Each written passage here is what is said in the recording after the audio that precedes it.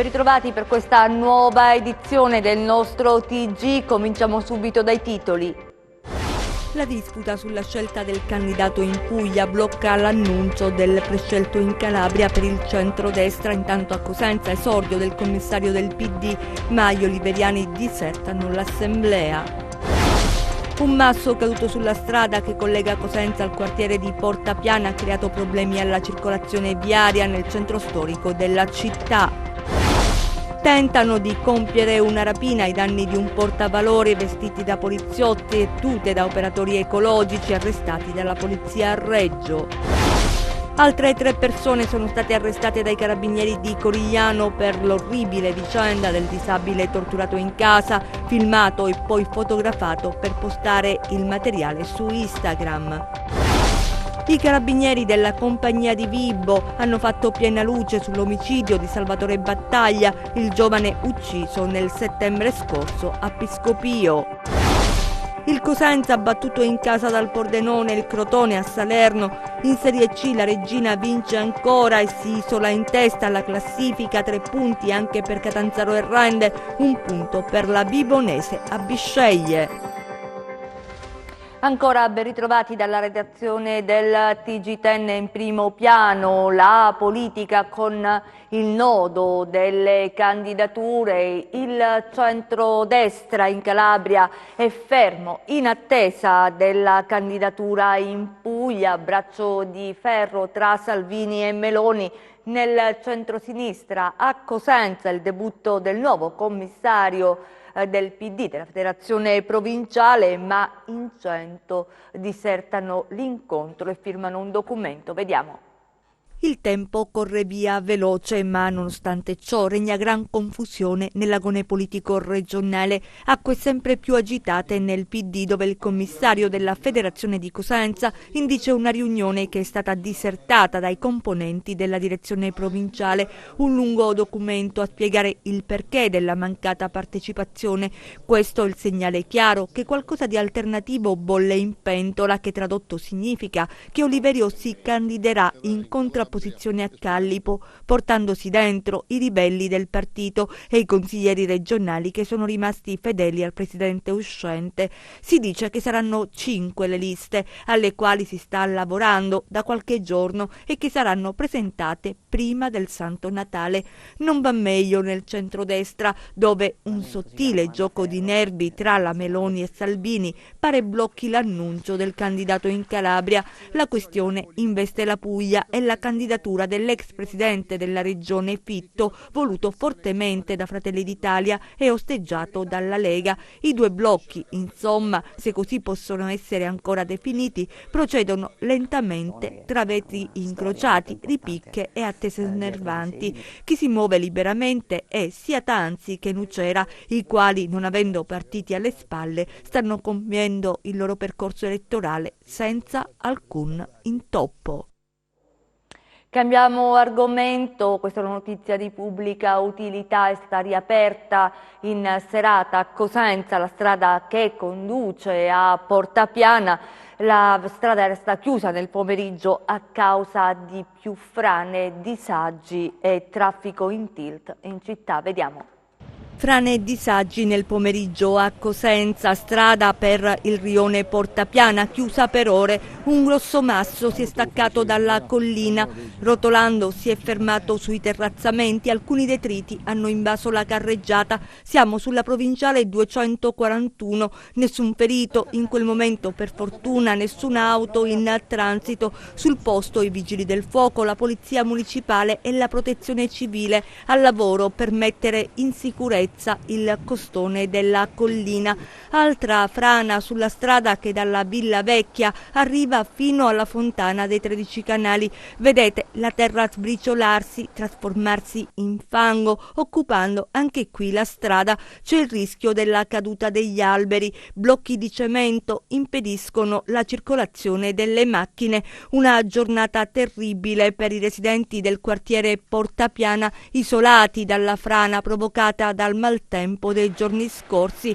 Le strade interdette alla circolazione hanno di fatto inciso sul traffico, come dimostrano queste immagini. Caos, ma nessun incidente. L'ampia pagina di cronaca, partiamo da Reggio Calabria.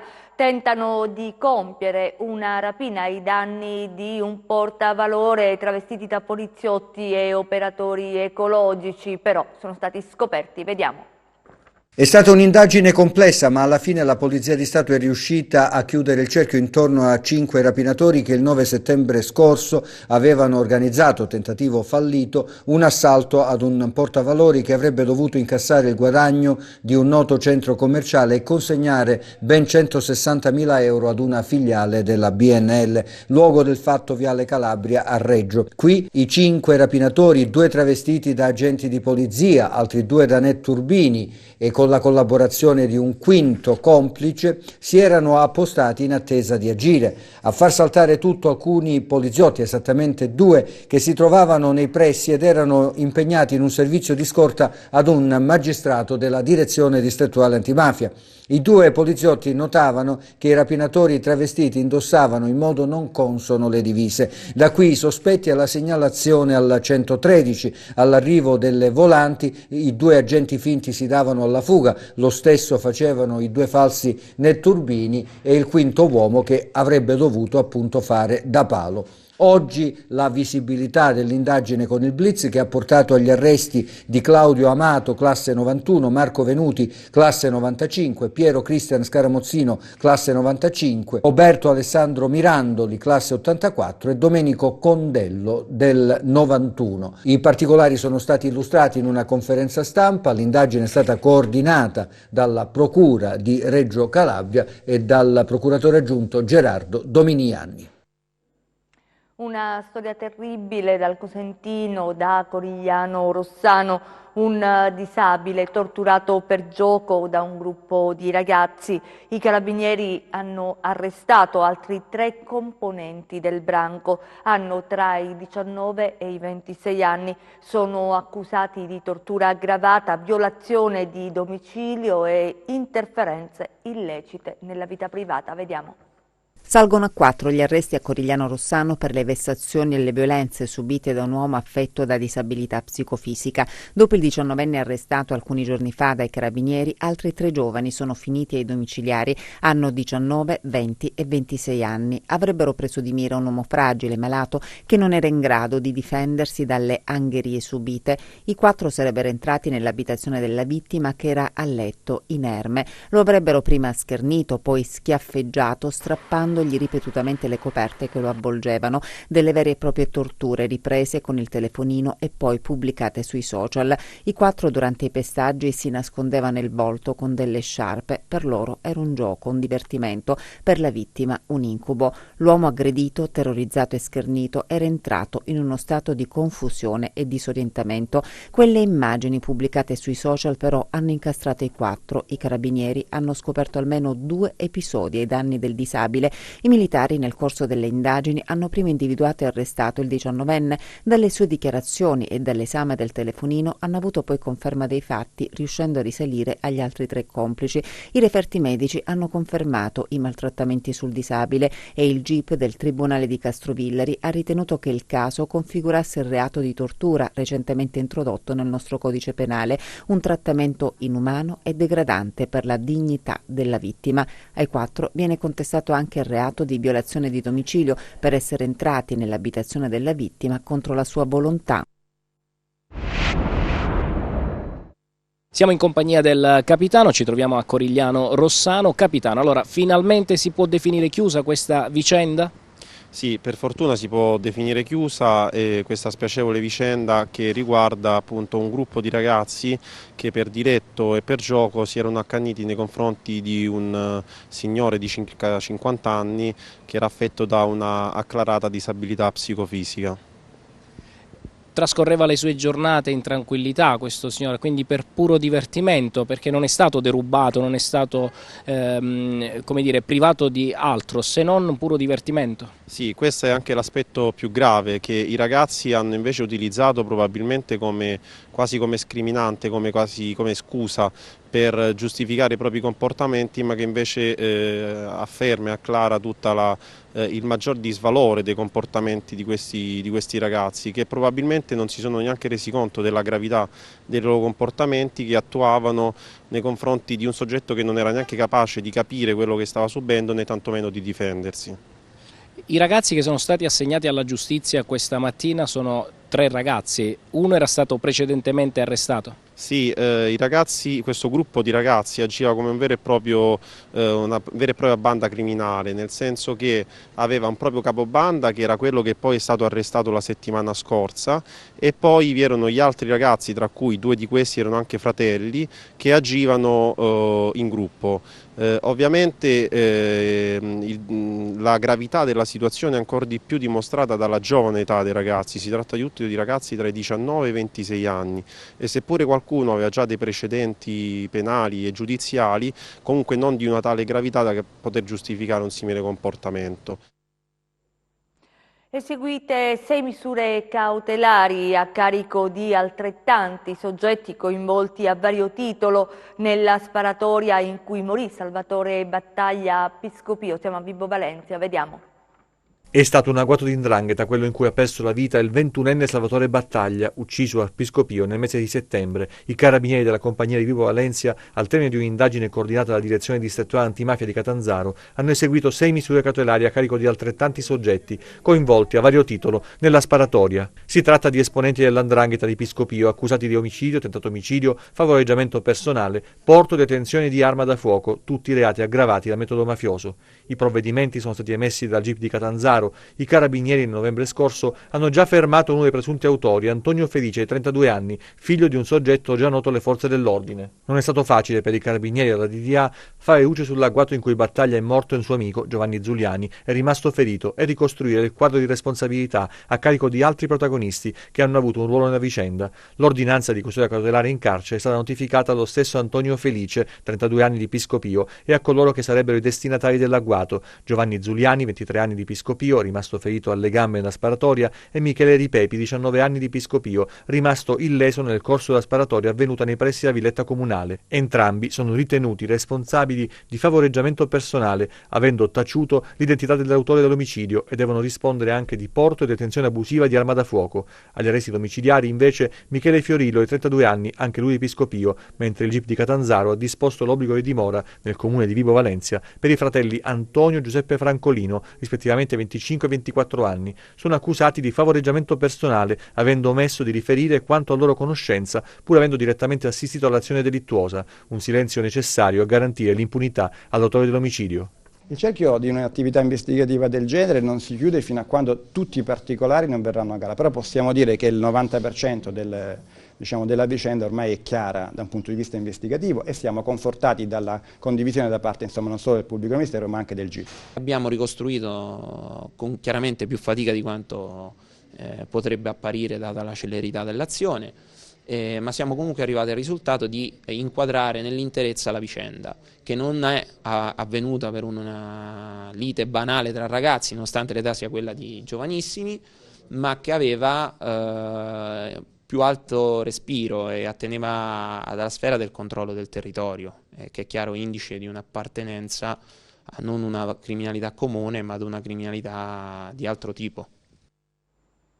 Le altre notizie di cronaca nelle nostre brevi.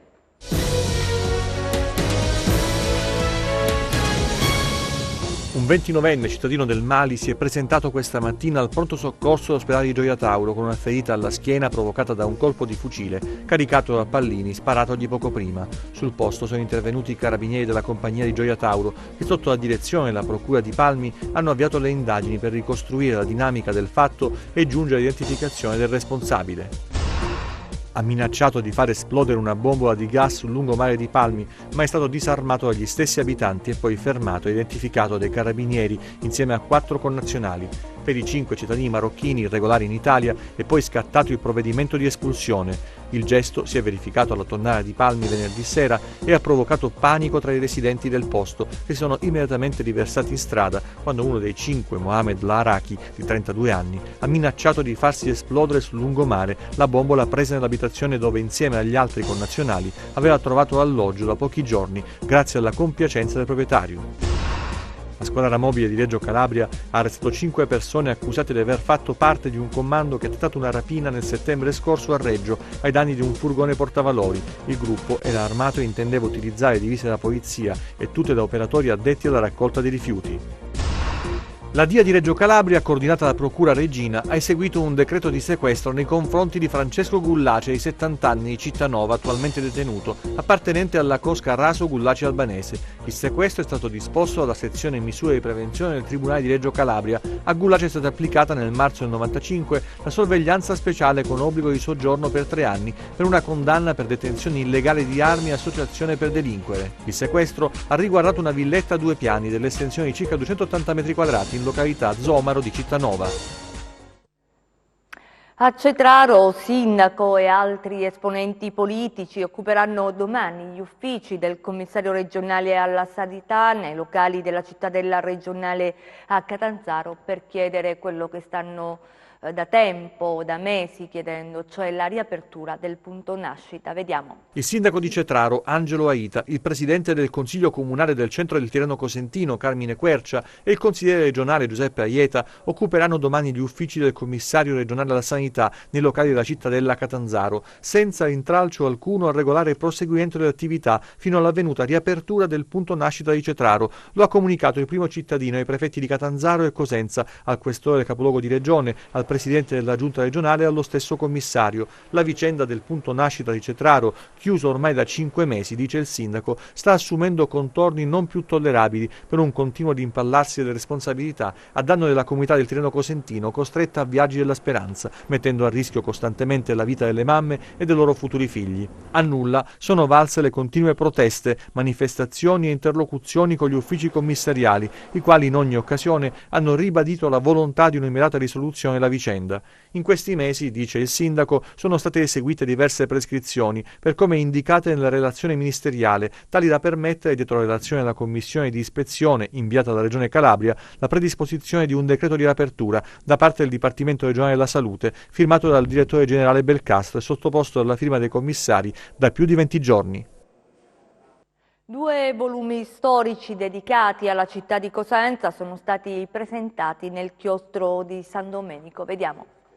A Cosenza, nel chiostro di San Domenico, la presentazione di 2 volumi di Raffaele Borretti, Alarico e Cosenza, storia, mito, leggenda, e Il castello di Cosenza, guida storico-artistica, ha dato il via all'iniziativa Cosenza, storia, arte, mito, enogastronomia, inserita nel programma delle Buone Feste Cosentine. Presente all'incontro il professor Antonino De Lorenzo, direttore del Dipartimento di Biomedicina e Prevenzione dell'Università degli Studi di Tor Vergata a Roma, che ha parlato della dieta mediterranea come patrimonio di identità nutrizionale e culturale.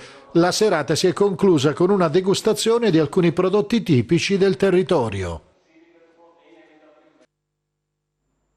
Siamo allo sport, cominciamo con la Serie B e con il Cosenza battuto in casa dal Pordenone. Vediamo. Ancora una giornata no per il Cosenza, che contro la vice capolista neopromossa Pordenone incappa nella terza battuta d'arresto casalinga della stagione. I lupi regalano un tempo agli avversari e non riescono a concretizzare le tante occasioni avute davanti a Di Gregorio, prima con Carretta in apertura di match e poi al 22esimo con il sinistro pericoloso di Daniele Sciaudone che termina a fil di palo. I friulani mettono pressione ai padroni di casa e al 30esimo passano in vantaggio con il colpo di testa vincente di Strizzolo che beffa Perina. Prima del raddoppio ancora un'occasione ghiotta sui piedi di Carretta che spara alto. Trascorrono pochi minuti e ancora Strizzolo crea scompiglio in area rossoblù, raccoglie un tiro cross di Gavazzi e sigla la doppietta personale che manda in tilt la formazione di Braglia. Nella ripresa però il mister striglia il gruppo e manda nella mischia Masciaccia al posto di Carretta e dopo soli 4 minuti il Cosenza ha una doppia chance per accorciare le distanze. Il tiro di Masciaccia mette in difficoltà Di Gregorio che respinge sui piedi di Rivière che colpisce in pieno la traversa.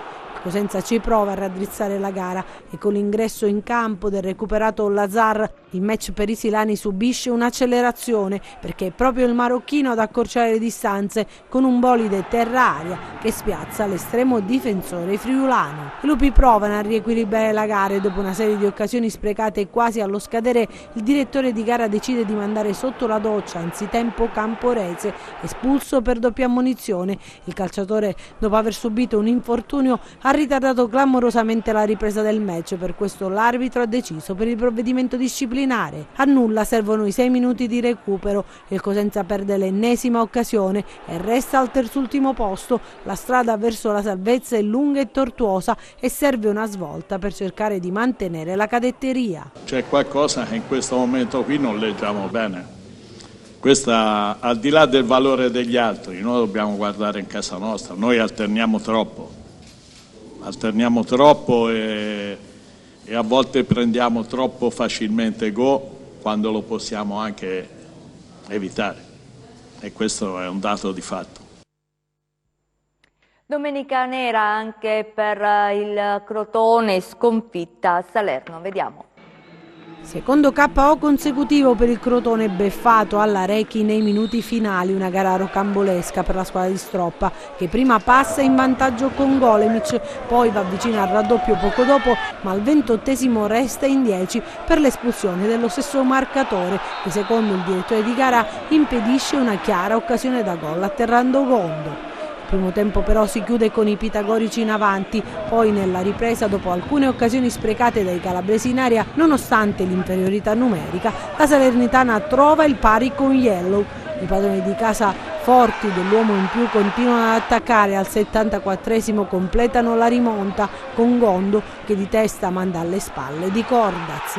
Negli ultimi minuti poi accade di tutto e di più, calcio di punizione dalla sinistra di Barberis, Gigliotti sfiora di testa e palla che termina alle spalle di Mikai dopo la deviazione di Jarosz Kinski. Il risultato torna dunque in equilibrio, ma in pieno recupero ancora Gondo di testa trova una traiettoria imprendibile all'incrocio dei pali, regalando un successo alla Salernitana che si porta in classifica proprio appaiata al Crotone. Beffato ancora di più allo scadere quando il colpo di testa di Marrone si stampa dritto sulla traversa. L'espulsione è veramente dubbia perché credo che Cordaz avesse praticamente in mano la palla. Poi non so se c'è stato contatto o no, la dinamica dal campo sembrava qualcosa, ma bisognerebbe rivederla. Mi dispiace per le occasioni, perché, ripeto, in inferiorità numerica creare così è una bella soddisfazione, no? Visto poi l'ultima partita a Pordenone dove siamo stati abbastanza sterili, e invece questa sera abbiamo fatto molto di più in inferiorità numerica. In Serie C la Regina vince ancora, 3 punti anche per Catanzaro e Rende, 1 punto per la Vibonese a Bisceglie, vediamo. 11 vittorie consecutive per la Regina che chiude in bellezza il girone d'andata, 10 punti di vantaggio dalle inseguitrici Bari e Potenza. La squadra di Toscano soffre a Lentini con la Sicula Leonzi e poi subisce al 18esimo del secondo tempo il vantaggio sul calcio di rigore trasformato da Scardina. Il gol incassato però crea lo scatto d'orgoglio negli Amaranto che prima con Denis e allo scadere con Reginaldo firmano il pareggio e il sorpasso per la squadra del presidente Garlo. Vittoria sui titoli di coda anche per il Catanzaro che dopo una doppia occasione fallita in avvio di gara con il rigore parato a Giannone dall'estremo difensore Pane e la parata sulla ribattuta di Canutè fatica ad avere la meglio sul Picerno. I giallorossi che non vivono un buon momento anche per le contestazioni e il minimo storico di presenze al Ceravolo ci provano fino alla fine e vengono ripagati dalla rete realizzata al 46esimo da Martinelli.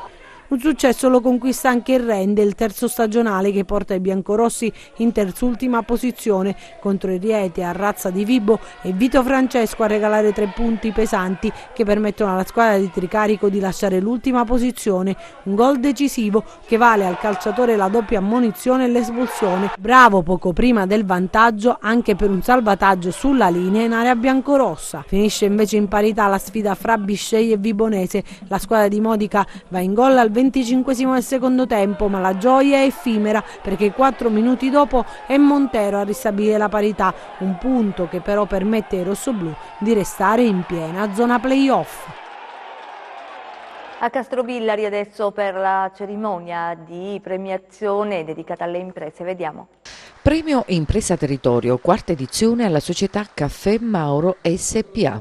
Io rappresento la parte della famiglia che ha diversificato già dagli anni 60 e ha continuato poi da allora sulla parte del beverage e quindi dopo una lunga esperienza con i succhi di frutta e con la Coca-Cola di cui siamo stati imbottigliatori per 50 anni, 10 anni fa abbiamo anche acquisito questa storica azienda del caffè, la Caffè Mauro. L'evento organizzato e promosso dall'Ordine Territoriale dei Dottori Commercialisti ed Esperti Contabili di Castrovillari è stata un'occasione tesa a valorizzare l'impresa e l'imprenditore con l'identità delle eccellenze quale veicolo di conoscenze e competenze, con gli obiettivi primari di trasmettere in particolare ai giovani il vantaggio e l'utilità di fare imprese in Calabria. Durante la serata che si è svolta presso l'Aula Consiliare di Castrovillari è stata consegnata una targa di merito al dottor Francesco Samengo. Menzione speciale all'impresa agrituristica, la locanda del parco, vera e propria pioniera in questo settore. È vero, lavorare all'interno di un territorio dove all'inizio, e parliamo di quasi 30 anni fa, non è stato per niente facile, oggi non può che rincuorarci perché il parco ha fatto tanti interventi importanti per il tessuto economico di questo territorio e di conseguenza insieme alle nostre forze siamo riusciti ad entrare in mercati importanti. E ora a Cosenza per una mostra dedicata all'artista prematuramente scomparso Mario Schiano. È stata inaugurata questa mostra a Villarendano, vediamo. A Cosenza, nelle sale di Villarendano, è stata inaugurata la mostra Finestra sul Mondo, un omaggio a Mario Schiano, artista poliedrico prematuramente scomparso. L'idea di questa mostra nasce dal fatto che avevo promesso a Mario di fargli fare una personale e ho voluto mantenere questa promessa affidandomi alla famiglia che ha accettato di buon grado. Mario racconta l'introspezione, il subconscio, infatti si chiama Finestra sul Mondo questa mostra perché lui ha intitolato uno dei suoi quadri proprio Finestra sul Mondo. Praticamente lui attraverso la pittura voleva conoscere il mondo femminile, da che cosa era attraversato, quali erano le problematiche. Invece per quanto riguarda gli uomini li copriva con le maschere, perché comunque lui era un ragazzo gioviale, però molto riservato. Per cui non è che mettendosi la maschera voleva coprire il proprio viso, ma la propria interiorità. La mostra è un viaggio nei sentimenti e nella personalità del pittore, raccontato attraverso le opere che lo hanno reso celebre, è promossa dalla Fondazione Attilio ed Elena Giuliani e sarà fruibile fino al prossimo 20 dicembre. Chiudiamo con le previsioni del tempo.